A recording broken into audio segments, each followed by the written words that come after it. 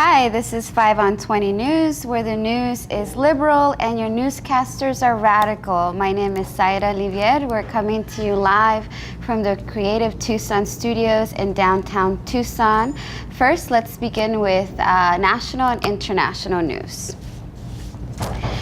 David Rank, a top diplomat to China, quit his post yesterday and is the first casualty resulting from Trump's decision to exit the Paris Agreement. Unnamed sources from the State Department say that Rank opposed the decision to leave the agreement, which seeks to reduce carbon emissions worldwide. While the State Department confirmed that the 27-year veteran diplomat quit his post, they refused to answer questions as to whether it had to do with the climate agreement. Iowa Governor Terry Branstad is expected to take over the post later this month. China expert John Pomfret said that Rank called a town hall meeting to announce his decision because he could not deliver a diplomatic note to the Chinese government informing them of the U.S. decision to leave the agreement. However, Rank was told to leave his post immediately, which is not surprising considering Republicans tend to avoid town halls at all costs. The U.S. is the third nation to not be in the Paris Agreement, third to Syria and Nicaragua. Nicaraguan president quoted his decision because this did not go far enough, and richer countries should be paying more since they are the ones that pollute the most. Now, a coalition of Middle Eastern nations have cut ties with Qatar and have banned Qatari planes from Saudi and Egyptian airspace. The row began when Al Jazeera, the state-sponsored media outlet of Qatar, reported pro-Iranian statements by a local imam. Qatari officials say that Al Jazeera's site was hacked and the report wasn't meant to be published, but it was too late to salvage ties between the nations. Bahrain, Saudi Arabia, and the United Arab Emirates and Egypt withdrew their ambassadors from Qatar and gave Qatari residents and visitors 2 weeks to leave the country. People from those nations are also banned from visiting Qatar. Qatar is heavily dependent upon Saudi Arabia for food imports, and there have been reports of food and water stockpiling inside the country. Iran said that they would pick up the slack and deliver food to Qatar within 12 hours, which could inflame tensions even more. Saudi Arabia is one of the most powerful Shiite nations and oppose the Shiite Iran, who they say finance terrorist groups around the world, including ISIS. Qatar has also been accused of giving money to ISIS, although they deny the charges. But Saudi Arabia has its own history of allegedly funding Islamic fundamentalists, and more than half of the 9/11 attackers were from Saudi Arabia. The United States say that the disagreements in the Middle East will not change their policy and plan to continue to work with Qatar on battling ISIS as part of the U.S. see no evil, hear no evil foreign policy approach. Hypocrisy of accusing Qatar while Saudi continues to fund terror and devastate Yemen. That is what the United States government is doing at this moment. A top secret NSA report released to The Intercept shows that the extent of hacking by the Russian government leading up to the 2016 election. The report shows that Russian military intelligence launched at least one attack on a U.S. voting software supplier and sent hundreds of phishing emails to local election officials. While the evidence looks bad, an anonymous intelligence officer told The Intercept that it's only one analysis and isn't definitive. As a result, the official cautioned against drawing too big of a conclusion from the report. The report comes a week after Russian President Putin said that the Russian government played no role in the hacking, although he said it's likely that patriotic citizens have taken it upon themselves to engage in hacking.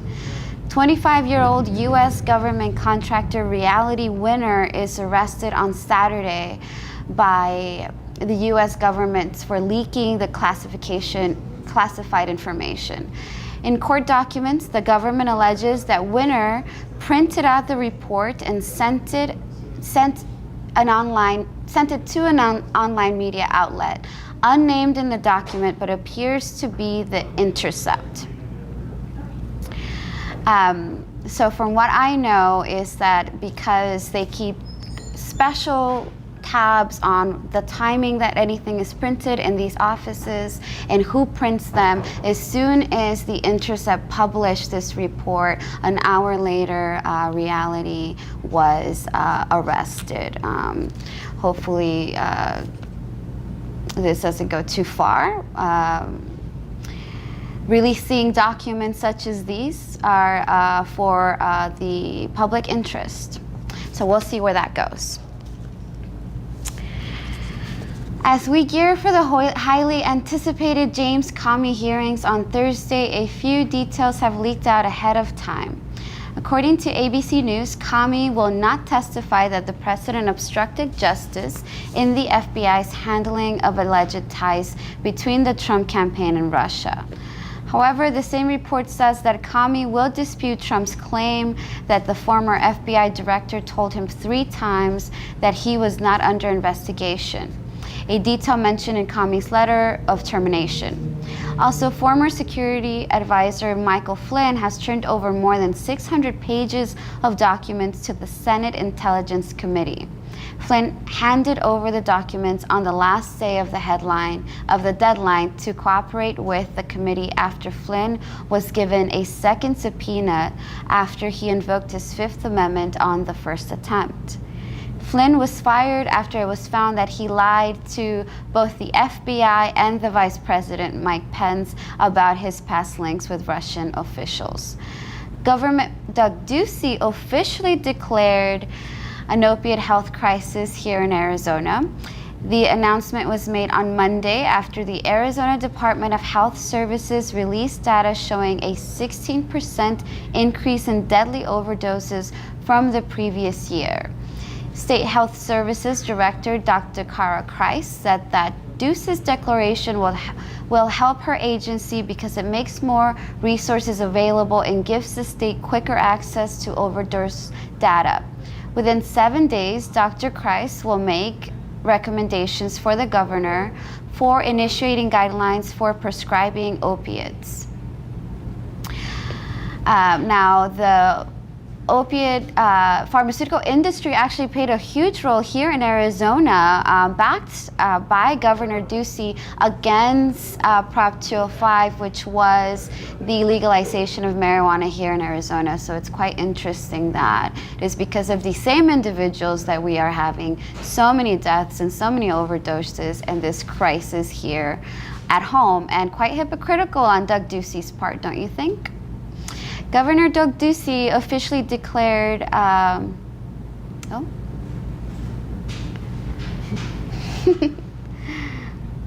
where we're going. All right, here we go. Recent lawsuits targeting these pharmaceutical companies are also quite fair, we believe. These are opiates prescribed to folks. They're highly addictive, and people are having a very hard time and go home without much advice from their doctors. So there is a flurry of lawsuits against these companies.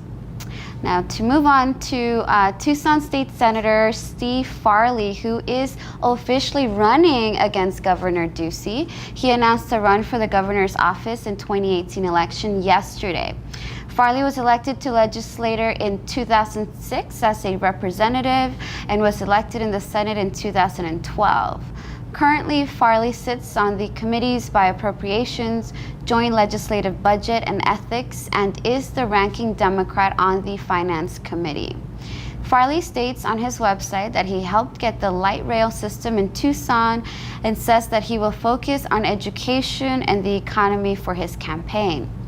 But first, Farley will have to face off against David Garcia and advertising executive Noah Dyer in the Democratic primary.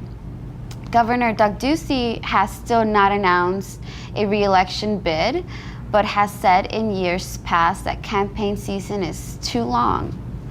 So it's likely that Ducey is waiting for the right moment, which according to sources will come on June 22nd at 3 a.m., soon after Ducey eats a tub of Haagen-Dazs in his underwear.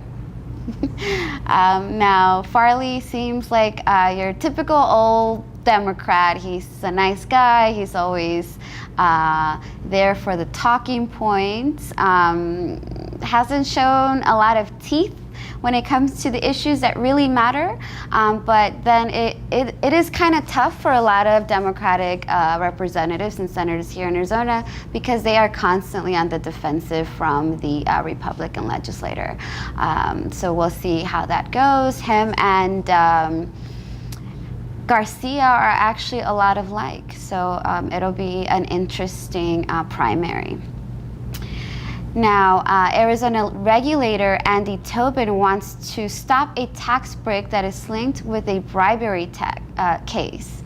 The special tax break, which targets so-called C corporations, was introduced to the Arizona Corporation Commission by Gary Pierce, who was later indicted for colluding with Johnson Utilities, who benefited from the tax break. C corporations pay their own taxes and are able to deduct those tax payments as expenses. Pierce's rule change allowed C corporations to also deduct their personal tax liability as expenses and pass it on to the consumer, even though the expenses had nothing to do with the business. Tobin wants companies to put the excess money made from customers into a special interest-bearing account while the commission reviews the rule and makes a decision about its long-term prospects. Portions of this account will be donated to Gary Pierce's prison commissary.